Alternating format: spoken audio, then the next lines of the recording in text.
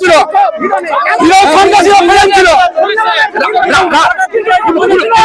পুলিশের সঙ্গে এসেছিল, হিরণ সন্ত্রাসী নিয়ে এসছে। ওরা অফিসার ট্রেনে মেয়ে 10 জনকে সাধারণ পাবলিকে মেরে গেছে।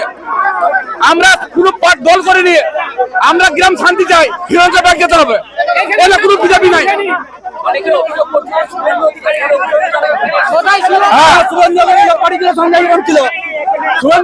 নেতৃত্ব হিরণ সঙ্গে ছিল, পার্টির সঙ্গে ছিল, পুলিশের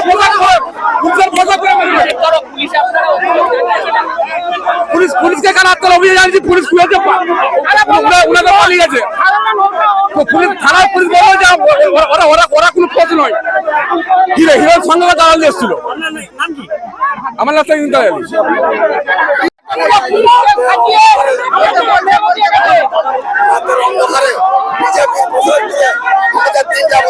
ছেলেদিকে মারধর করেছে,